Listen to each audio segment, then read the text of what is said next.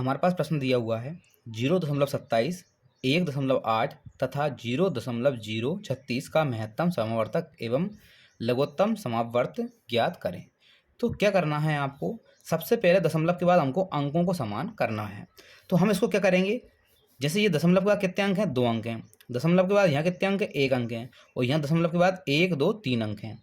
तो सबसे ज़्यादा कितने हैं, 3 अंक हैं। तो हमको सब 3 अंकों में चेंज कर देना है। तो हम इसको क्या करते हैं, दशमलव के बाद इसमें 1 जीरो बढ़ा देंगे। तो ये क्या हो जाएगा, 270 हो जाएगा।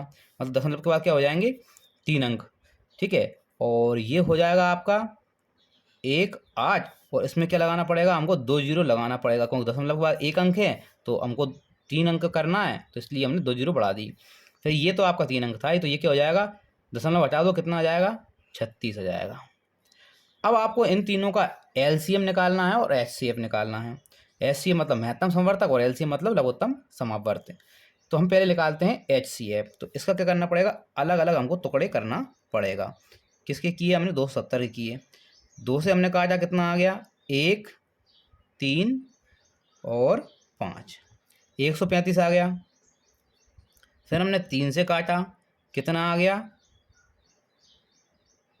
45 आ गया। फिर हमने 3 से काटा, 1, 15 आ गया। फिर 3 से काटा, 5 आ गया। फिर 5 से काटा, कितना आ गया, 1 आ गया। इसी प्रकार हम क्या देखना, 1800 का देखना है। तो आपको पहले किससे काटना है, 2 से काटना है, कितना आ गया, 900। 2 से काटना है, फिर क्या आ गया, 450। फिर आपने 2 से काटा, 2, 2, 5, 225 आ गया। फिर आपने 3 से काटा, 75 आ गया। फिर आपने 3 से काटा, 25 आ गया। फिर आपने 5 से काटा, 5 आ गया। फिर आपने 5 से काटा, 1 आ गया। अगला क्या है, ये है आपके पास 36। 2 से काटा, 18 आ गया। 2 से काटा, 9 आ गया। 3 से काटा, 3 आ गया। 3 से काटा, 1 आ गया। अब आपको यह मैच करना है। एक तो आपका 2 तीनों में आ रहा है, फिर 3 आ रहा है क्या तीनों में, तो हमारे पास 3 भी आ रहा है। फिर एक और 3 देखते हैं, इसमें 3 आ रहा है, इसमें 3 आ रहा है, इसमें भी 3 आ रहा है।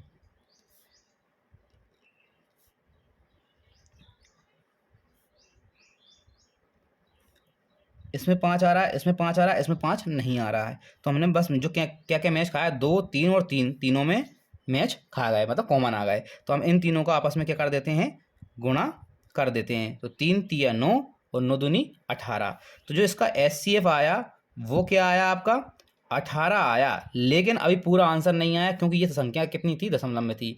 और हमको पता है ज़्यादा दशमलव क्या थी, 3 अंकों के बाद थी। तो आपको यहाँ आंसर में भी क्या करना पड़ेगा, 3 अंकों के बाद दशमलव लगाना पड़ेगा। तो ये क्या आया आपका, 1, 8 आ गया। तो 2 संख्या हो गई, 2 संख्या को इसको 3 संख्या करना है, 3 संख्या हो गई। उसके आगे आपको क्या लगाना है, दशमलव लगाना है। तो आपका 0.018 ये आपका क्या आ गया, एचसीएफ आ गया।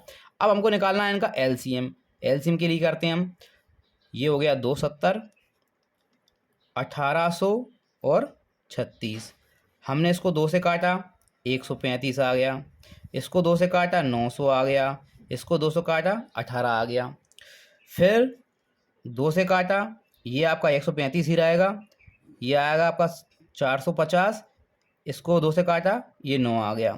फिर हम किससे काटते हैं, 3 से काटते हैं। 3 चौका 12 और 3 5 15।